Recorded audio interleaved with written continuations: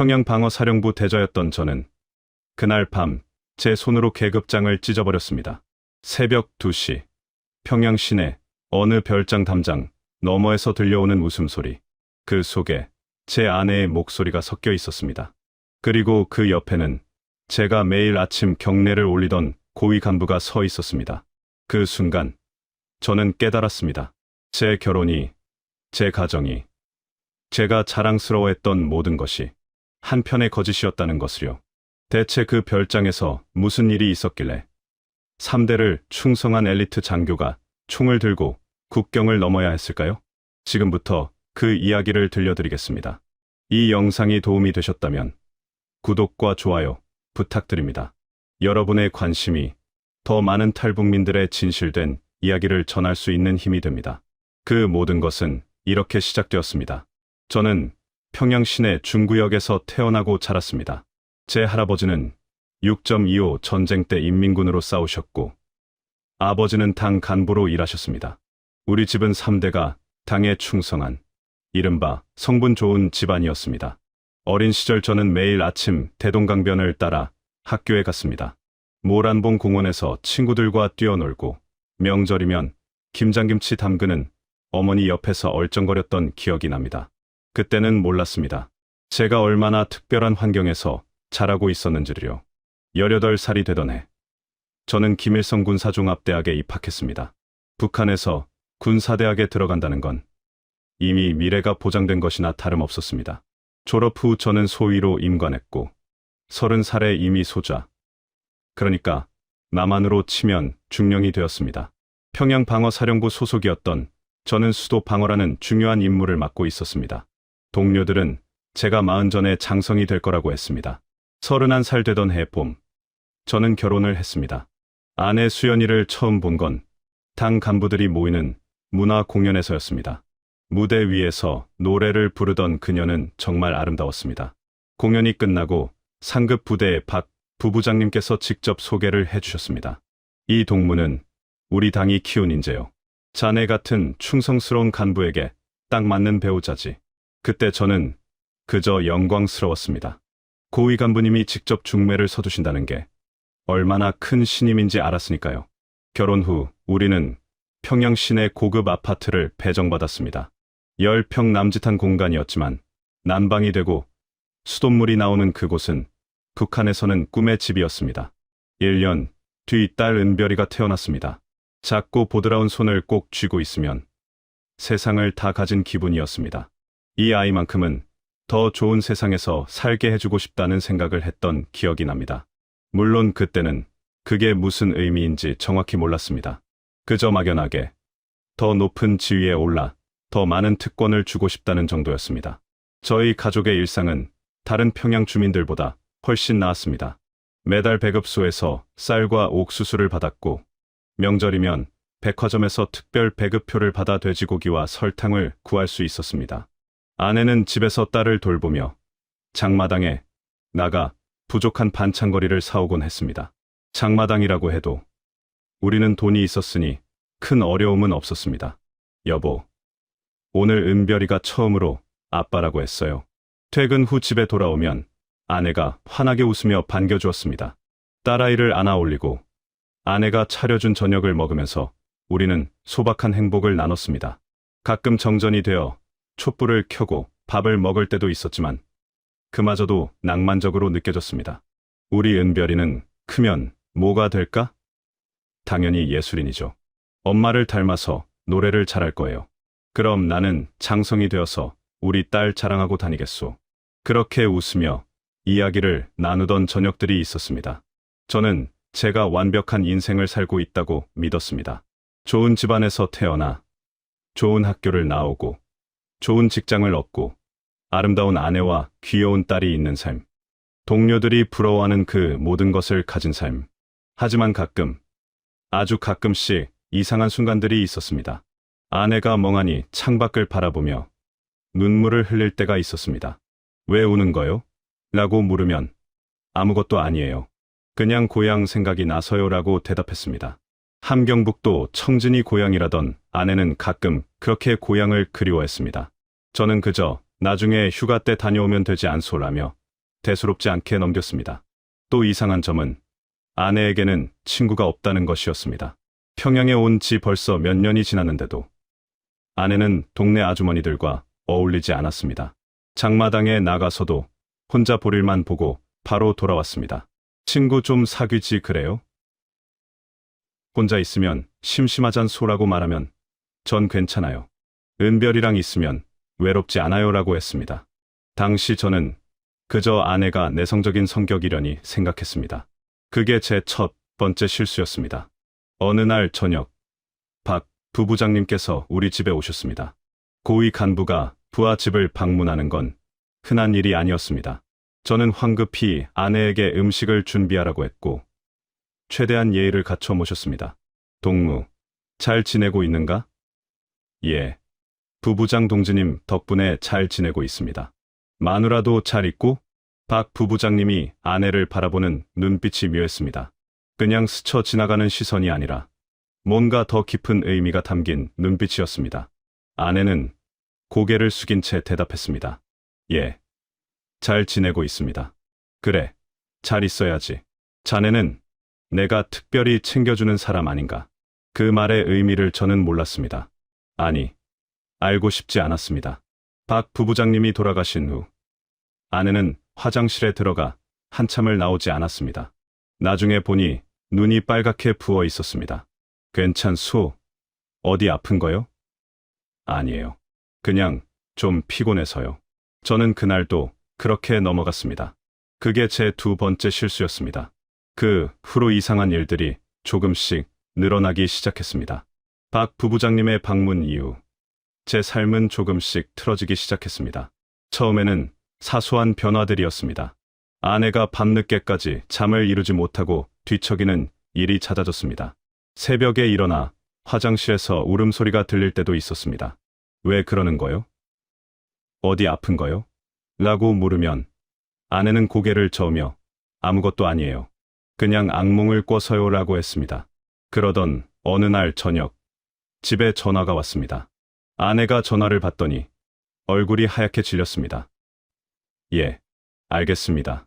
지금 바로 나가겠습니다. 전화를 끊은 아내는 서둘러 옷을 갈아입기 시작했습니다. 평소에 입지 않던 화려한 옷이었습니다. 어디 가는 거요? 이 밤에? 부부장님께서 급한 일이 있다고 하셔서요. 문화공연 관련 회의래요. 이 시간에 무슨 회의요? 내가 대신 가겠소. 아니에요. 저를 부르셨어요. 금방 다녀올게요. 아내는 제 눈을 똑바로 쳐다보지 못했습니다. 손이 떨리고 있었습니다. 현관문이 닫히는 소리가 유난히 크게 들렸습니다. 그날 밤 아내는 새벽 3시가 되어서야 돌아왔습니다. 머리는 흐트러져 있었고 눈은 퉁퉁 부어 있었습니다. 이렇게 늦게까지 무슨 회의를 했소? 긴 회의였어요. 그날 이후로 이런 일이 자주 반복되었습니다. 일주일에 한두 번씩 밤늦게 전화가 오면 아내는 황급히 나가야 했습니다. 돌아올 때면 늘 지쳐 있었고 제 눈을 피했습니다. 저는 점점 이상하다는 생각이 들었지만 차마 의심하고 싶지 않았습니다. 박 부부장님은 저의 상관이었고 저희 부부의 은인이었습니다. 설마 그분이... 하지만 의심은 점점 커져만 갔습니다. 어느 날 저는 부대에서 박 부부장님을 뵙게 되었습니다. 평소처럼 경례를 올렸는데 부부장님이 웃으며 말씀하셨습니다. 김 대좌, 자네 마누라 잘 있나? 예, 덕분에 잘 있습니다. 그래, 좋은 마누라를 얻었어. 내가 자네한테 준 선물이지. 잘 아껴야 해. 내가 자네한테 준 선물이라는 말이 가슴에 비수처럼 꽂혔습니다. 선물. 아내가 선물이라고요?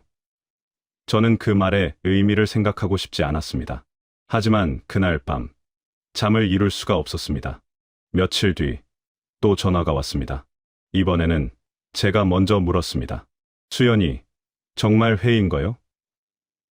이 밤에 무슨 회의가 그렇게 자주 있소? 대체 어디 가는 거요? 나한테 숨기는 게 뭐요?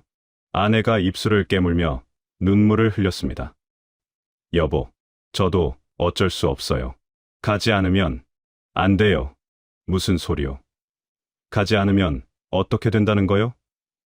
당신도, 은별이도 다 위험해져요. 그 말을 남기고 아내는 나갔습니다. 저는 그날 밤 아내를 뒤쫓기로 결심했습니다. 더 이상은 모른 척할 수 없었습니다. 아내는 택시를 타고 평양 시내 외곽으로 향했습니다. 저는 멀찌감치 뒤를 따라갔습니다. 택시가 멈춘 곳은 대동강변의 한 별장이었습니다. 고위 간부들만 드나드는 곳이었습니다. 경비병들이 아내를 보자 공손하게 문을 열어주었습니다. 익숙한 방문객이라는 듯이요. 저는 담장 밖에 숨어서 기다렸습니다. 1시간, 2시간이 흘렀습니다. 새벽 2시가 되어서야 별장 안에서 소리가 들렸습니다. 웃음소리, 술 마시는 소리, 그리고 아내의 목소리였습니다. 담장 너머로 살짝 고개를 내밀어 보았습니다. 커튼이 반쯤 열린 창문으로 안이 보였습니다. 박 부부장님이 술잔을 들고 있었고 그 옆에 제 아내가 서 있었습니다. 아내는 웃고 있었지만 그 웃음은 진짜 웃음이 아니었습니다. 마치 인형처럼 시키는 대로 움직이는 것 같았습니다. 그 순간 제 머릿속이 하얘졌습니다. 박 부부장님이 아내의 어깨에 손을 올렸습니다. 아내는 움찔했지만 피하지 못했습니다. 오히려 더 환하게 웃으며 술을 따랐습니다. 그 장면을 보는 순간 저는 모든 것을 깨달았습니다. 제 결혼이 사랑이 아니었다는 것을, 아내가 제 아내가 아니라 누군가의 소유물이었다는 것을, 제가 남편이 아니라 그저 관리인이었다는 것을. 다리에 힘이 풀려 주저앉았습니다. 숨이 막혔습니다. 눈물이 났습니다. 분노가 치밀어 올랐습니다. 하지만 동시에 무력감도 느꼈습니다. 저는 대저였지만 박 부부장님 앞에서는 한낱 개미에 불과했습니다. 새벽 4시쯤 아내가 별장에서 나왔습니다. 비틀거리며 걷는 모습이 처참해 보였습니다. 저는 담장 뒤에 숨어서 아내를 지켜봤습니다. 아내는 골목 어귀에서 멈춰서더니 담벼락에 기대어 울기 시작했습니다. 소리 없이 온몸을 떨며 울었습니다. 미안해, 미안해, 은별아, 엄마 미안해. 제 가슴이 찢어지는 것 같았습니다. 저는 아내에게 다가가고 싶었습니다. 안아주고 싶었습니다. 하지만 다리가 움직이지 않았습니다. 저는 그저 멀리서 아내가 우는 모습을 지켜볼 수밖에 없었습니다. 아내가 집으로 돌아가는 것을 확인하고 저는 별장 근처를 서성였습니다. 경비병에게 슬쩍 물었습니다. 여기 자주 공연이 있나요? 아, 예. 부부장님께서 특별히 좋아하시는 예술인들이 자주 오십니다. 몇 년째 오시는 분들도 있고요. 몇 년째. 그 말이 제 머릿속에서 메아리쳤습니다. 우리가 결혼한 지 벌써 5년이 지났습니다. 그럼 아내는 결혼 후에도 계속, 아니, 어쩌면 결혼 전부터 계속 이곳에 다녔던 걸까요? 집으로 돌아오는 길. 저는 무슨 생각을 했는지 기억나지 않습니다. 그저 발걸음을 옮겼을 뿐입니다. 집 앞에 도착했을 때 동이 트고 있었습니다. 현관문을 열고 들어갔습니다. 아내는 거실, 소파에 웅크리고 앉아 있었습니다. 씻지도 않은 채로요. 저를 보자 화들짝 놀라며 일어섰습니다. 여보, 언제 나가셨어요? 새벽에 나갔소. 저는 아내의 눈을 똑바로 쳐다봤습니다. 아내는 제 눈빛을 보고 깨달은 것 같았습니다. 제가 알고 있다는 것을요. 여보, 말하지 마시오. 아직은 듣고 싶지 않소. 저는 방으로 들어가 문을 닫았습니다. 그리고 침대에 쓰러졌습니다. 눈을 감았지만 잠이 오지 않았습니다. 머릿속에서는 계속 그 장면이 되풀이되었습니다. 박 부부장님의 손, 아내의 억지 웃음, 골목에서 우는 아내의 모습. 그날 아침, 저는 처음으로 깨달았습니다. 제가 살아온 세상이 얼마나 추악한 곳인지를, 제가 믿었던 체제가 얼마나 잔인한지를, 그리고 제가 얼마나 무력한 존재인지를. 하지만 동시에 다른 생각도 들었습니다. 이대로는 안 된다. 뭔가 해야 한다. 그 뭔가가 무엇인지는 아직 몰랐습니다. 하지만 분명한 건 이 지옥 같은 삶을 더 이상 계속할 수 없다는 것이었습니다. 그날 이후 저와 아내 사이에는 침묵만이 흘렀습니다. 아침에 눈을 뜨면 아내는 이미 부엌에서 식사 준비를 하고 있었습니다. 저는 말없이 밥을 먹고 아내는 말없이 설거지를 했습니다. 은별이만이 천진하게 웃으며 아빠, 오늘 유치원에서 노래 배웠어요 라고 말했습니다. 저는 딸을 안아주며 웃었지만 그 웃음 뒤에는 무너져 내리는 제 마음이 있었습니다. 며칠 후 저는 부대 동료에게 슬쩍 물어봤습니다. 이 동무, 기쁨조라는 게 뭔가? 기쁨조요. 아, 최고 지도자 동지를 모시는 특별한 예술인들이지. 왜 갑자기 그런 걸 물어보는 거요? 그냥 궁금해서 말이오. 그 사람들은 보통 사람이 아니오. 일단 선발되면 평생 그 임무를 수행하는 거지. 어떤 이들은 결혼을 해서 겉으로는 평범하게 살아도 호출받으면 언제든 가야 한다더군. 가슴이 철렁 내려앉았습니다. 결혼을 해도 계속 그 일을 하는 거요? 그렇지. 일종의 관리 차원이라더군. 고위 간부들이 자기 사람들을 가까이 두고 통제하는 방법이지. 남편도 그걸 알고 있는 경우가 많고. 저는 더 이상 묻지 못했습니다. 목이 막혔습니다. 그날 밤, 저는 아내에게 물었습니다. 더 이상 참을 수가 없었습니다. 수연이, 당신은 기쁨조였소? 아내의 얼굴이 하얗게 질렸습니다. 들고 있던 물컵이 바닥에 떨어져 깨졌습니다. 아내는 그 자리에 주저앉으며 울기 시작했습니다. 미안해요. 미안해요. 대답하시오. 당신은 기쁨조였소? 예. 그 한마디에 제 세상이 무너져 내렸습니다. 언제부터요? 16살 때 청진에서 평양으로 선발되었어요. 그때부터 2010년까지 5년 동안. 그럼 우리가 결혼한 건? 박 부부장님이 정해준 거예요. 제가 나이가 들어서 더 이상 그쪽 일을 할 수 없게 되니까 관리하기 쉽게 당신한테 맡긴 거예요. 맡긴 거예요. 그 말이 제 가슴을 도려냈습니다. 저는 남편이 아니라 관리인이었습니다. 아내는 사랑하는 사람이 아니라 맡겨진 물건이었습니다. 그럼 은별이는? 우리 딸은? 은별이는 진짜예요. 당신의 딸이 맞아요. 제가 유일하게 진심으로 원했던 건 은별이뿐이었어요. 아내가 떨리는 손으로 제 손을 잡으려 했지만 저는 뿌리쳤습니다. 왜 말하지 않았소? 결혼할 때 왜 말하지 않았소? 말할 수 없었어요. 말하면 저도, 당신도, 우리 가족 모두 죽어요. 제 부모님도 청진에서 수용소로 끌려갈 거예요. 그래도 말했어야지. 미안해요. 저도 행복하고 싶었어요. 그냥 평범한 아내로, 평범한 엄마로 살고 싶었어요. 그게 제 꿈이었어요. 아내는 바닥에 엎드려 울었습니다. 5년 동안 참았던 모든 눈물을 쏟아내는 것 같았습니다. 저는 아무 말도 할 수 없었습니다. 분노도, 배신감도 느껴졌지만 동시에 아내가 너무 불쌍했습니다. 16살, 꽃다운 나이에 평양으로 끌려와 그런 삶을 살아야 했던 아내가, 그리고 결혼 후에도 계속 그 지옥 같은 삶을 살아야 했던 아내가 지금도 가고 있소? 예, 한 달에 2~3번. 부부장님이 부르면 가야 해요. 가지 않으면 당신이 위험해져요. 당신 경력에도 문제가 생기고 내 경력 따위가 뭐가 중요하오. 하지만 당신이 숙청당하면 은별이는 어떻게 해요? 당신이 반역자가 되면 은별이도 성분이 나빠져요. 그럼 우리 딸은 평생 사람 취급도 못 받아요. 아내의 말이 맞았습니다.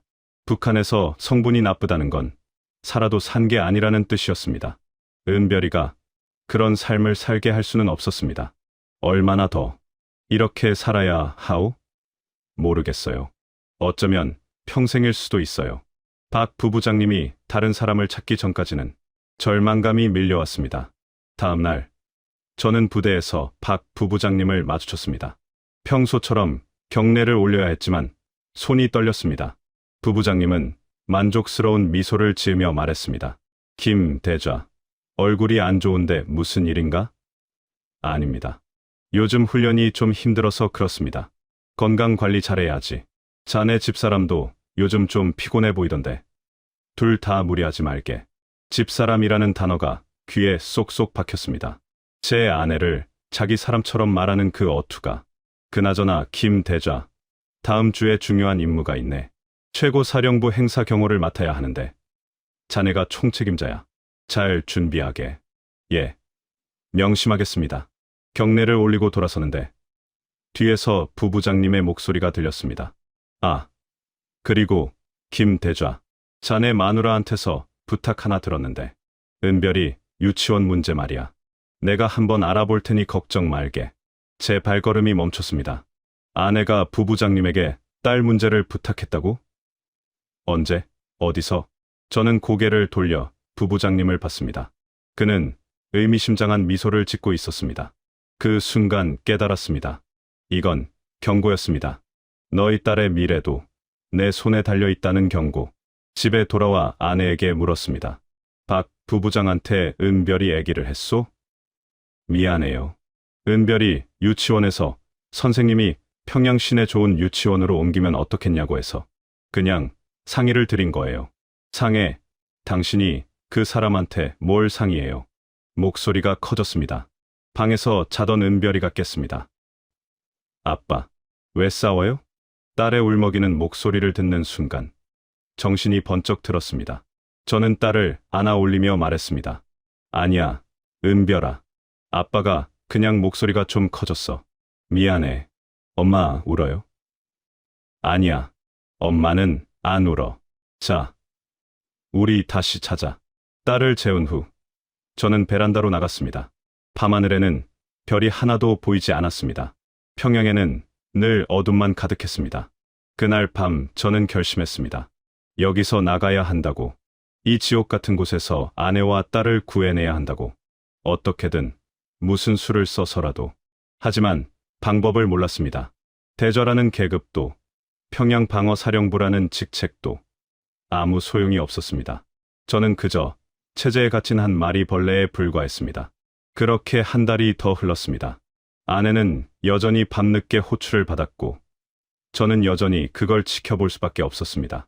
출근해서는 박 부부장님에게 경례를 올려야 했고 퇴근 후에는 딸에게 웃어 보여야 했습니다. 그러던 어느 날 밤 아내가 유서를 남겼습니다.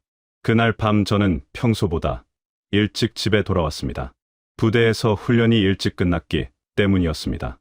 현관문을 열고 들어갔을 때 집은 너무 조용했습니다. 수연이, 은별이? 대답이 없었습니다. 은별이는 유치원에서 아직 돌아오지 않았나 싶었지만 현관에 딸의 신발이 놓여 있었습니다. 이상했습니다. 은별아? 어디 있니? 딸방 문을 열었습니다. 은별이는 침대에서 자고 있었습니다. 평소 같으면 이 시간에 잠들 리 없는데 깊은 잠에 빠져 있었습니다. 가까이 다가가 보니 딸의 숨소리가 너무 깊고 고르게 들렸습니다.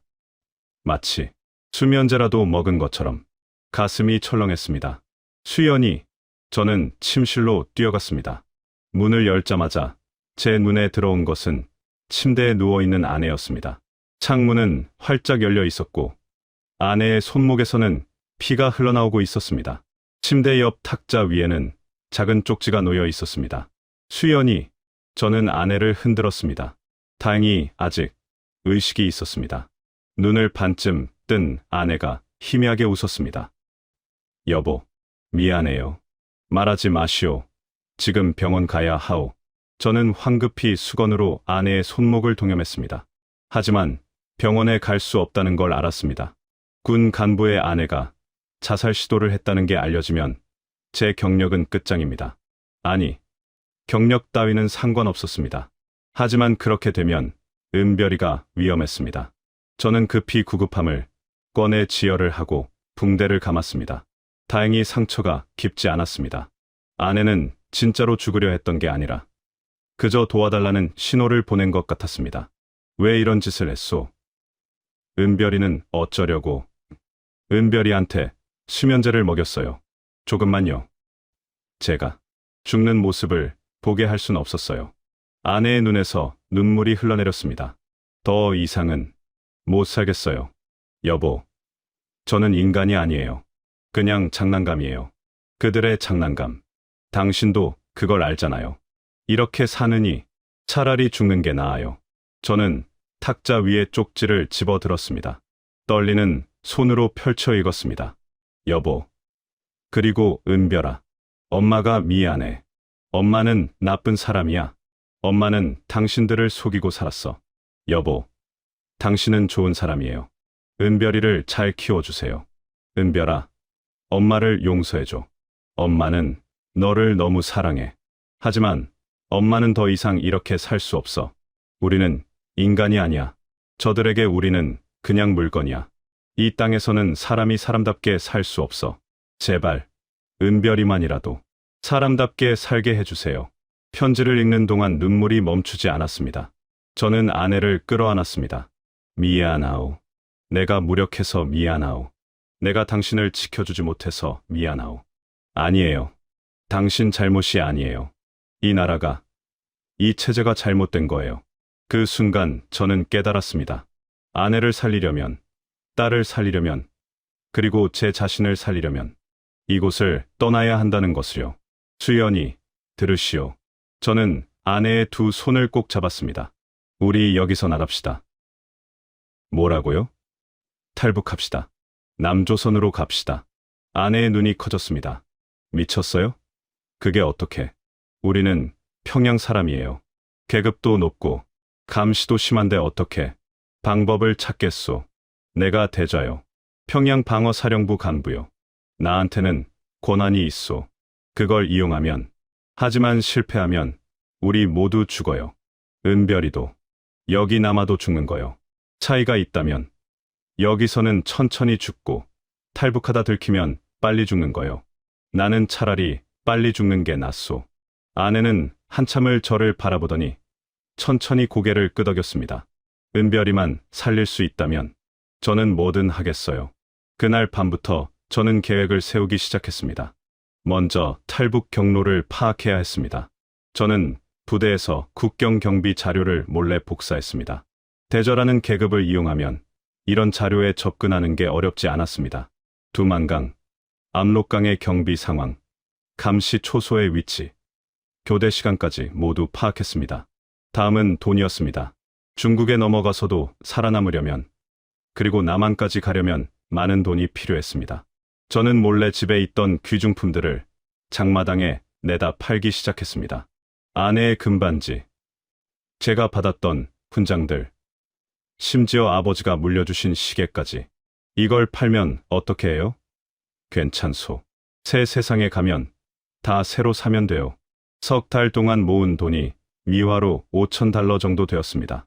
북한 돈으로는 엄청난 금액이었지만 탈북 브로커들에게는 터무니없이 적은 돈이었습니다. 그러던 중 기회가 왔습니다.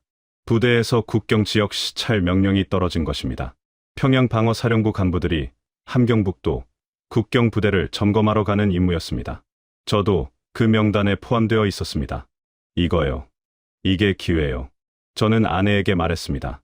나는 공식 임무로 국경까지 갈 수 있소. 당신과 은별이는 내가 미리 사람을 시켜서 국경 근처까지 데려다 놓겠소. 하지만 우리가 평양을 떠나면 바로 의심받을 거예요. 여행 증명서를 위조하겠소. 당신이 청진 고향에 부모님 뵈러 간다고 하면 일주일 정도는 시간을 벌 수 있소. 계획을 세우면서도 손이 떨렸습니다. 이건 도박이었습니다. 성공하면 자유를, 실패하면 죽음을 맞는 도박. 여보, 정말 괜찮겠어요? 괜찮지 않소. 솔직히 무서워서 미칠 것 같소. 하지만 더 무서운 건 이대로 사는 거요. 은별이가 커서 엄마처럼 그런 삶을 사는 게 더 무섭소. 아내가 제 손을 꼭 잡았습니다. 여보, 고마워요. 저를 사람으로 대해줘서. 일주일 후, 아내와 딸은 청진행 기차를 탔습니다. 저는 역까지 배웅을 나갔습니다. 은별이는 외할머니 댁에 간다고 좋아했습니다. 철없는 딸은 이게 마지막이 될 수도 있는 작별인지 몰랐습니다. 은별아, 아빠 사랑해. 아빠도 같이 가면 안 돼요? 아빠는 일이 있어서 나중에 갈게. 엄마 말 잘 듣고. 기차가 떠나는 것을 보며 저는 주먹을 꽉 쥐었습니다. 반드시 살아서 만나자. 반드시. 이틀 후, 저도 함경북도로 출발했습니다. 공식 임무였기에 아무도 의심하지 않았습니다. 박 부부장님도 저를 보며 말했습니다. 김 대좌, 시찰 잘 다녀오게. 국경 경비 상태 제대로 점검하고. 예, 명심하겠습니다. 경례를 올리며 생각했습니다. 이게 마지막 경례입니다. 부부장 동지. 차창 밖으로 평양이 멀어졌습니다. 대동강, 모란봉, 제가 잘하고 살았던 모든 것들이 사라졌습니다. 돌아오지 않을 길이었습니다. 함경북도에 도착한 건 사흘째 되던 날이었습니다. 공식적으로는 국경 부대 시찰이었지만 제 머릿속은 오직 한 가지 생각뿐이었습니다. 오늘 밤이다. 아내와 은별이는 이미 이틀 전에 브로커를 통해 국경 근처 마을에 도착해 있었습니다. 저는 몰래 휴대전화로 짧은 문자를 주고받았습니다. 준비됐소? 예. 무서워요. 나도 무섭소. 하지만 해야 하오. 그날 저녁, 저는 시찰단 숙소에서 동료들과 술을 마셨습니다. 일부러 취한 척했습니다. 김 대좌, 오늘 많이 마시는구만. 여기까지 왔는데 실컷 마셔야지. 내일은 또 평양 가면 바쁠 테니. 그래. 한 잔 더. 밤 10시가 되자 동료들이 하나둘 방으로 돌아갔습니다. 저는 제 방으로 들어가 불을 끄고 1시간을 기다렸습니다. 밤 11시. 창문을 열고 조용히 밖으로 나왔습니다. 군복을 입은 채로요. 대좌 계급장을 달고 있으면 초소 경비병들도 함부로 막지 못했습니다. 숙소에서 국경까지는 10리 정도였습니다. 저는 어둠을 틈타 걸어갔습니다. 가끔 순찰차가 지나가면 숨었다가 다시 걸었습니다. 손에는 권총이 쥐어져 있었습니다. 만약을 위해서였습니다. 1시간쯤 걸었을까요? 약속한 장소에 도착했습니다. 두만강 근처의 작은 옥수수밭이었습니다. 어둠 속에서 작은 그림자 2개가 보였습니다. 여보, 아내가 은별이를 업고 서 있었습니다. 딸은 자고 있었습니다. 아내가 또 수면제를 먹인 것 같았습니다. 잘 왔소? 예, 브로커 아저씨가 여기까지 데려다줬어요. 그런데 강을 어떻게 건너요? 물이 너무 빠르고 깊어 보이는데. 두만강은 그날 유난히 물이 많았습니다. 며칠 전 비가 많이 내렸기 때문이었습니다. 물소리가 요란했습니다. 걱정 마시오. 내가 길을 알아요. 강 상류 쪽에 여울목이 있소. 거기로 가면 물이 얕소. 저는 은별이를 제 등에 업었습니다. 작은 딸의 숨소리가 제 귓가에 들렸습니다. 이 아이만은 꼭 살려야 한다. 그 생각뿐이었습니다. 자, 갑시다.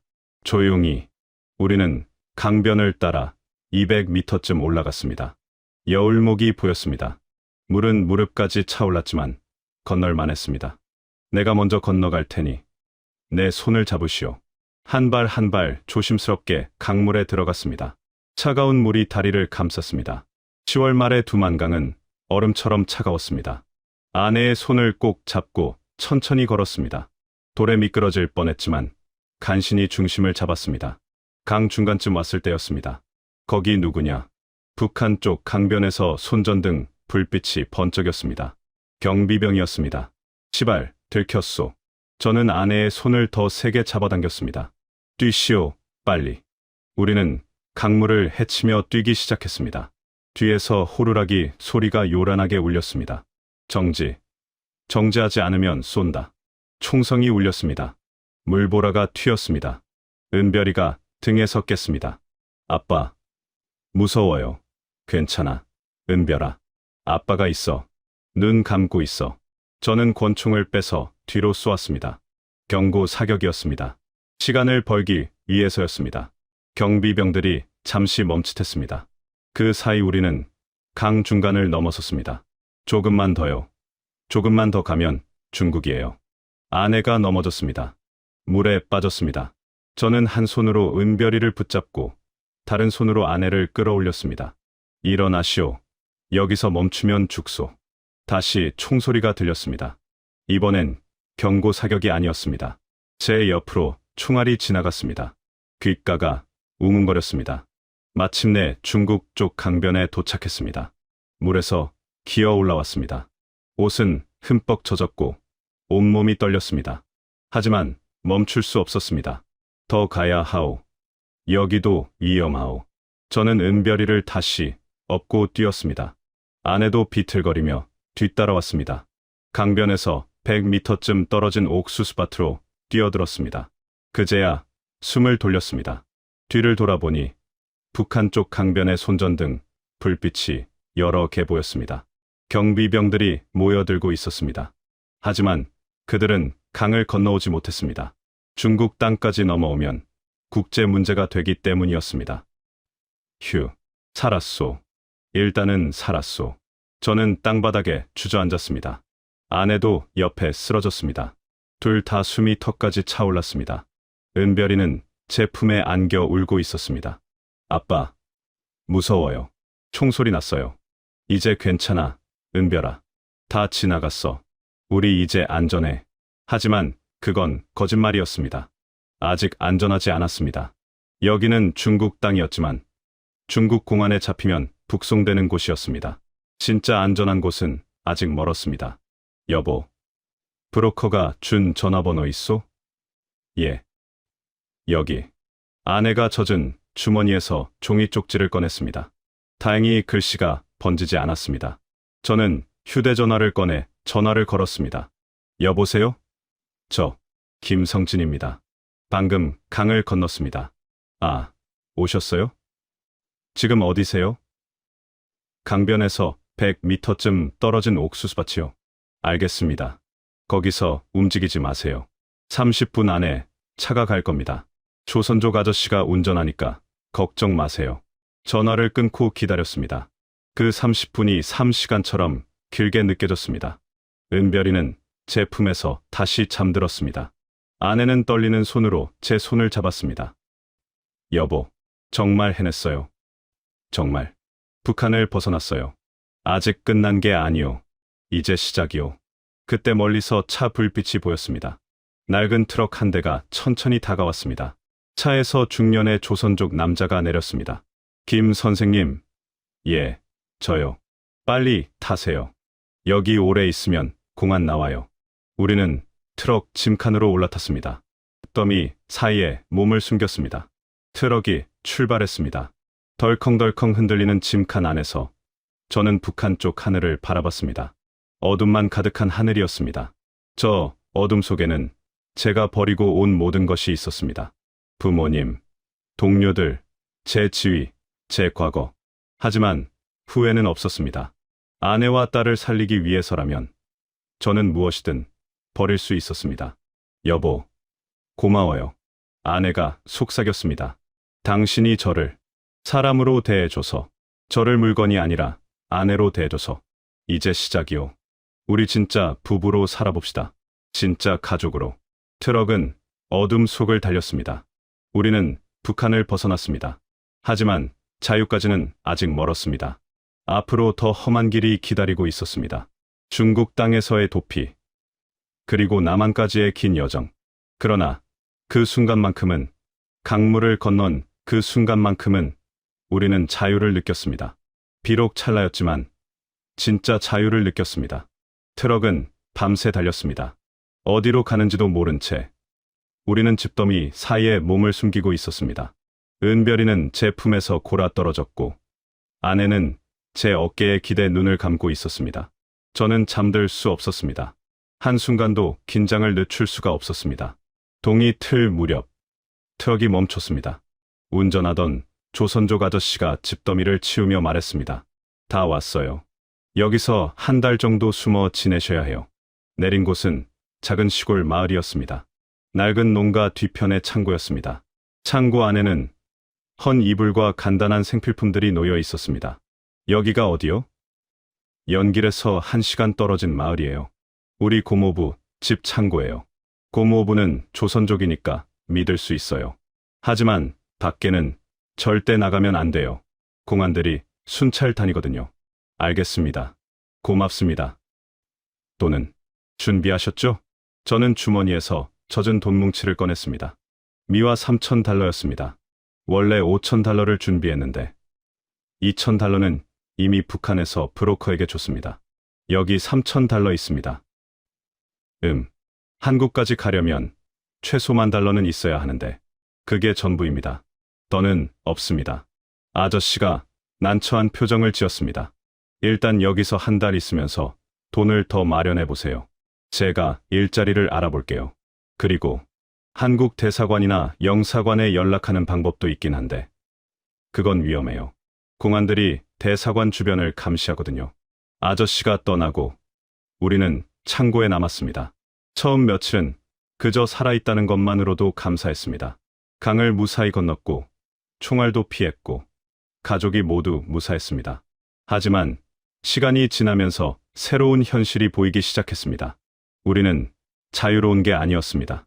그저 더 큰 감옥에 갇힌 것뿐이었습니다. 창고는 좁고 어두웠습니다. 햇빛도 잘 들지 않았습니다. 화장실은 밖에 있었지만 낮에는 나갈 수가 없었습니다. 밤에만 몰래 다녀와야 했습니다. 먹을 것은 조선족 고모부가 하루에 한 번씩 가져다 뒀습니다. 밥과 김치, 가끔 계란이 전부였습니다. 아빠, 배고파요. 은별이가 울었습니다. 7살짜리 아이가 하루 한 끼로 버티기에는 너무 힘들었습니다. 조금만 참아, 은별아. 나중에 한국 가면 맛있는 거 많이 사줄게.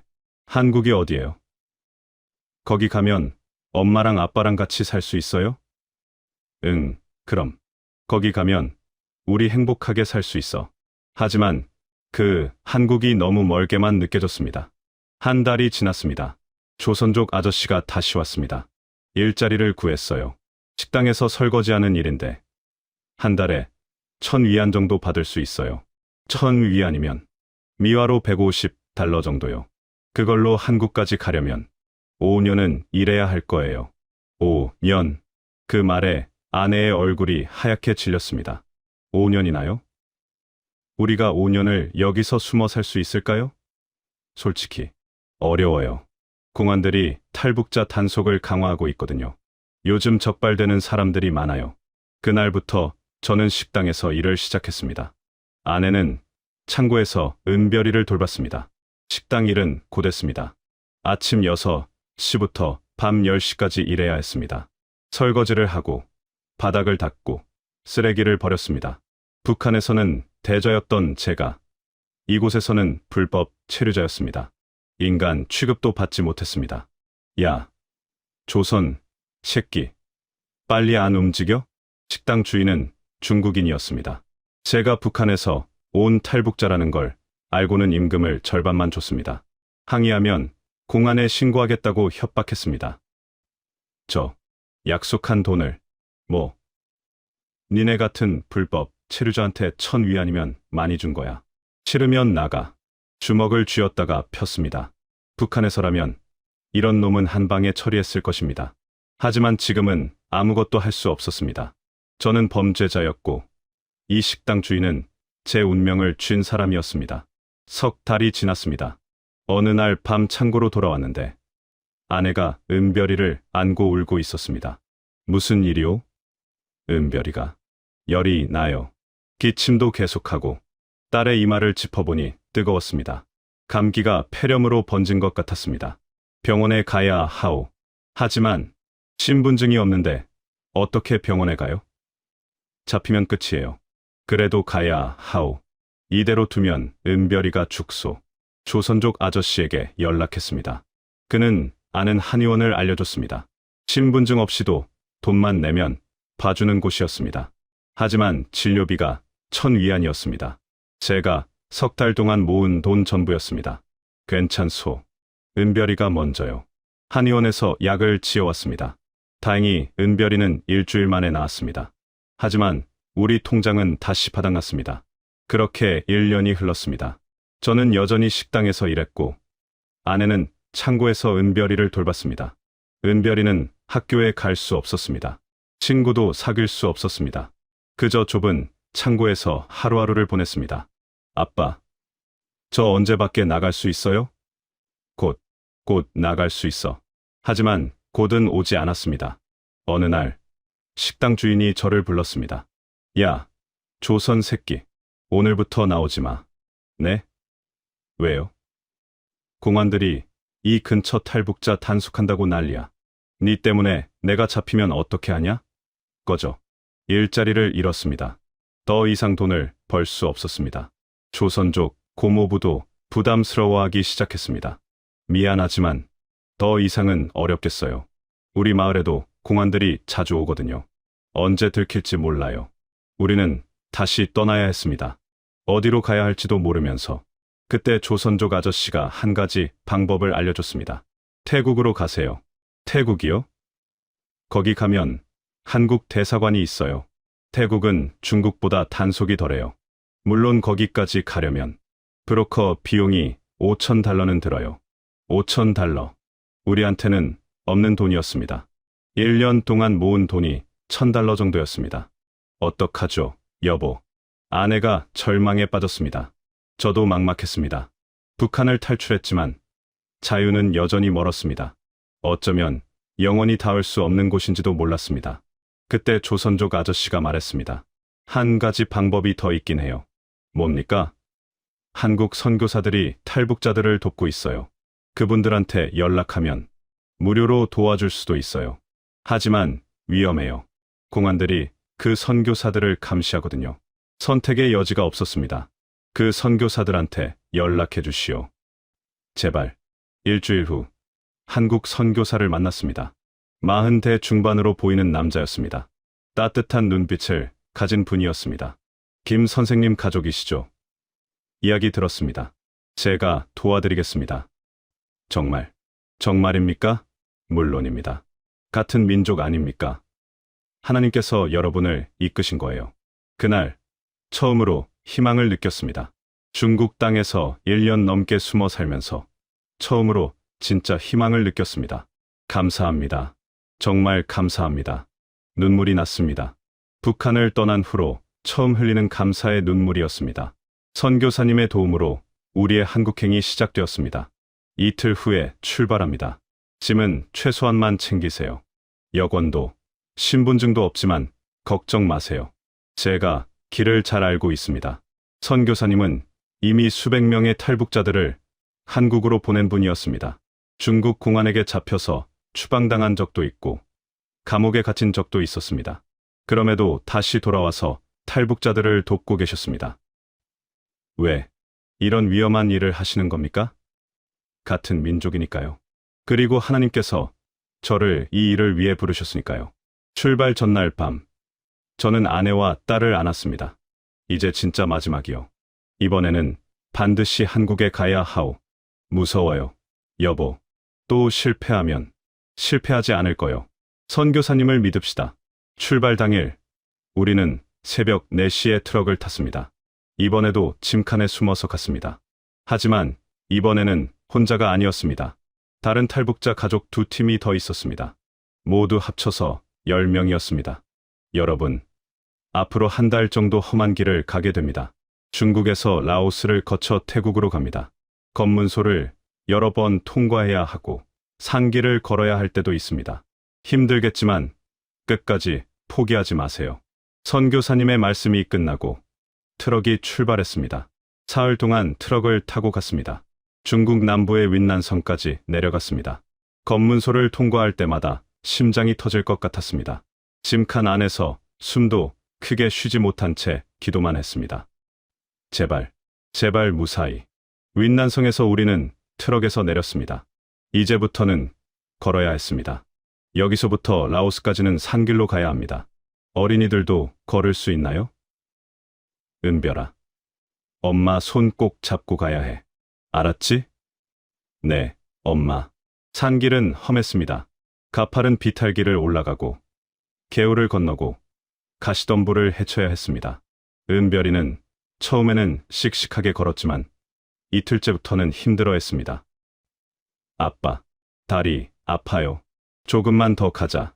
은별아, 아빠가 업어줄게. 7살짜리 딸을 업고 산길을 걷는 것은 쉽지 않았습니다. 하지만 멈출 수 없었습니다. 뒤처지면 안 되었습니다. 사흘을 걸어서 라오스 국경에 도착했습니다. 브로커가 국경 경비대에게 돈을 주고 우리를 몰래 넘겨줬습니다. 라오스에서는 버스를 탔습니다. 이번에는 짐칸이 아니라 일반 좌석에 앉을 수 있었습니다. 처음으로 사람 대접을 받는 기분이었습니다. 여보, 우리 정말 한국에 갈 수 있을까요? 물론요. 이미 반은 왔소. 하지만 그날 밤 위기가 찾아왔습니다. 라오스 경찰이 버스 검문을 했습니다. 여권을 검사한다는 것이었습니다. 여권 내세요. 우리에게는 여권이 없었습니다. 선교사님이 급히 경찰관과 협상을 했습니다. 돈을 더 주겠다고, 그냥 눈 감아 달라고. 하지만 그날따라 경찰관이 융통성이 없었습니다. 안 됩니다. 여권 없으면 하차하세요. 경찰서 가야 합니다. 우리 10명이 버스에서 끌려 내렸습니다. 은별이가 울기 시작했습니다. 아빠, 우리 잡혀가요? 아니야, 은별아. 괜찮아. 하지만 괜찮지 않았습니다. 경찰서로 끌려가면 추방됩니다. 중국으로 송환됩니다. 그럼 끝입니다. 선교사님이 경찰서장과 협상을 했습니다. 1시간, 2시간. 마침내 합의가 이루어졌습니다. 1인당 200달러씩 내면 보내준다는 것이었습니다. 여러분, 돈을 모아야 합니다. 2000달러요. 다행히 선교사님이 준비해 온 비상금이 있었습니다. 우리는 풀려났습니다. 다시 버스를 타고 이틀을 더 갔습니다. 마침내 태국 국경에 도착했습니다. 여러분, 이제 태국입니다. 조금만 더 힘내세요. 태국에서는 방콕까지 기차를 탔습니다. 처음으로 제대로 된 교통수단을 이용하는 기분이었습니다. 은별이는 기차 창밖 풍경을 보며 신기해했습니다. 아빠, 저기 큰 건물들이 많아요. 응, 은별아. 저런 게 다 도시야. 한국도 저렇게 생겼어요? 훨씬 더 크고 멋있단다. 방콕에 도착한 후 우리는 이민국 수용소로 갔습니다. 불법 입국자로 신고를 하는 것이었습니다. 그래야만 한국 영사관에 연락할 수 있었습니다. 여기서 한 달 정도 기다려야 합니다. 한국 영사관에서 신원 확인을 하고 서류를 준비하는 시간이 필요합니다. 이민국 수용소는 감옥 같았습니다. 좁은 방에 여러 가족이 함께 지내야 했습니다. 화장실도 공동이고 음식도 형편없었습니다. 하지만 여기는 중국과 달랐습니다. 적어도 추방당할 위험은 없었습니다. 여보, 조금만 더 참아요. 곧 한국 가요. 네, 이제 진짜 가까워진 것 같아요. 한 달이 지났습니다. 어느 날 수용소 직원이 우리를 불렀습니다. 김성진 씨 가족? 대한민국 영사관에서 연락 왔습니다. 내일 영사관으로 가세요. 그 말을 듣는 순간 눈물이 났습니다. 여보, 드디어요. 드디어. 아내도 울었고 은별이도 따라서 울었습니다. 기쁨의 눈물이었습니다. 다음 날 우리는 대한민국 영사관으로 갔습니다. 태극기가 펄럭이는 건물이었습니다. 저는 그 태극기를 보며 멈춰섰습니다. 저게 우리나라 국기요. 태극기. 북한에서는 증오하라고 배운 그 깃발. 하지만 지금 제 눈에는 세상에서 가장 아름다운 깃발로 보였습니다. 영사관 안으로 들어갔습니다. 영사님이 우리를 반갑게 맞아주었습니다. 김성진 씨 가족이시죠? 어서 오세요. 고생 많으셨습니다. 어서 오세요. 그 말 한마디에 가슴이 뜨거워졌습니다. 누군가가 우리를 환영해 준다는 것. 누군가가 우리를 기다리고 있었다는 것.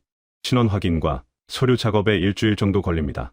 그 후에 한국행 비행기를 예약해 드리겠습니다. 정말 한국에 갈 수 있는 겁니까? 물론입니다. 여러분은 대한민국 국민입니다. 대한민국 국민. 그 말이 꿈처럼 들렸습니다. 일주일 후 우리는 인천행 비행기 표를 받았습니다. 이제 정말 끝난 거요? 아니요. 이제 시작이요. 진짜 삶이 이제 시작되는 거요. 비행기를 타기 전날 밤 저는 은별이를 안고 말했습니다. 은별아, 내일 우리 한국에 가. 한국이 어떤 곳이에요, 아빠? 좋은 곳이야. 은별이가 학교도 갈 수 있고 친구들도 만날 수 있고 맛있는 것도 많이 먹을 수 있는 곳이야. 진짜요? 그럼 엄마랑 아빠도 행복해져요? 응. 우리 모두 행복해질 거야. 그날 밤 오랜만에 평화로운 잠을 잤습니다. 이제 정말로 자유를 향한 마지막 문이 열리고 있었습니다. 2019년 3월 15일 인천국제공항에 발을 디딘 날을 저는 평생 잊지 못할 것입니다. 비행기에서 내려 입국장으로 걸어가는데 다리가 후들거렸습니다. 북한을 떠난 지 1년 반 만이었습니다. 중국에서 1년, 태국까지 가는데 석 달, 태국에서 한 달. 그 긴 시간이 파노라마처럼 스쳐 지나갔습니다. 여보, 우리 정말 한국이에요? 그래요. 이제 정말 자유예요. 은별이가 제 손을 꼭 잡고 물었습니다. 아빠, 여기가 한국이에요? 응, 은별아. 이제 우리 여기서 살 거야. 입국장을 나오니 통일부 직원분들이 기다리고 있었습니다.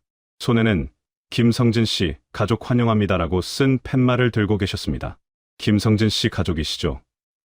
어서 오세요. 대한민국에 온 걸 환영합니다. 환영합니다. 그 말 한마디가 가슴을 울렸습니다.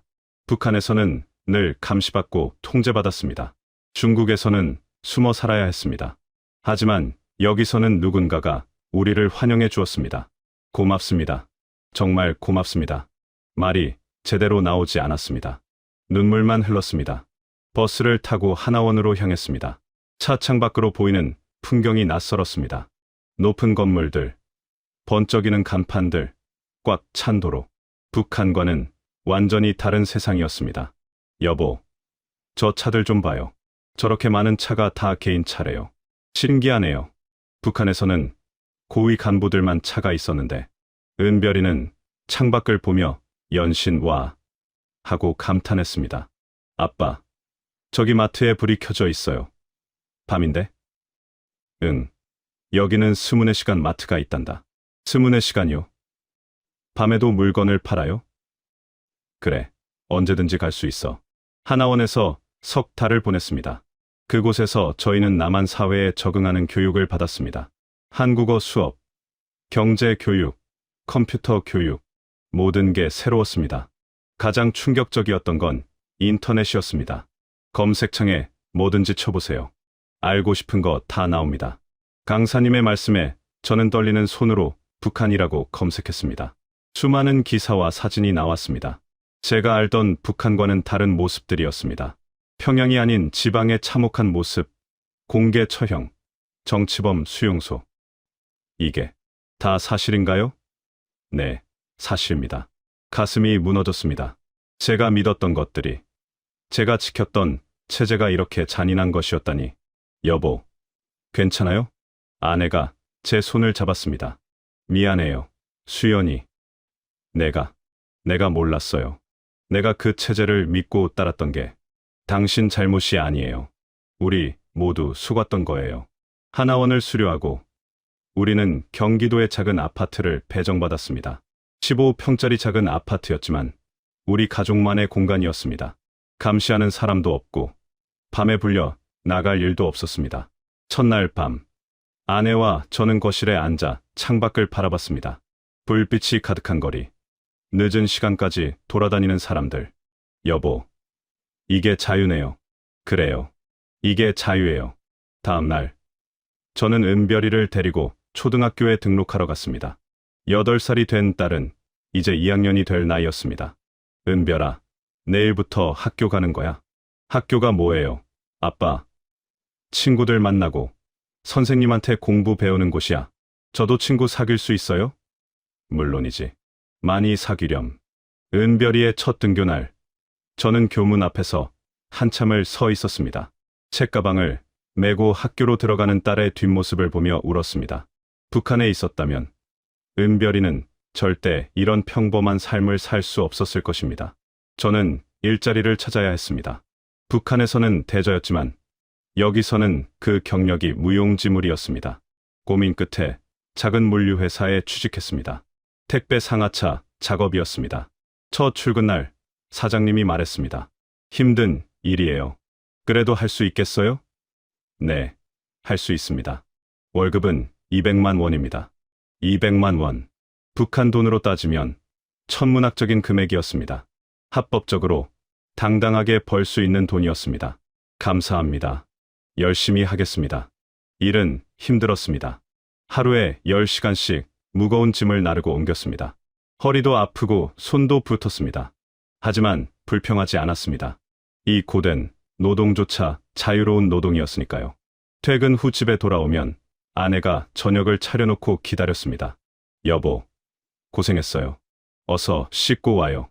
은별이는 방에서 숙제해요. 오늘 학교에서 친구들이랑 놀았대요. 저녁을 먹으며 은별이가 신나게 이야기했습니다. 아빠, 오늘 친구 지우가 연필 빌려줬어요. 그리고 급식이 너무 맛있었어요. 그래.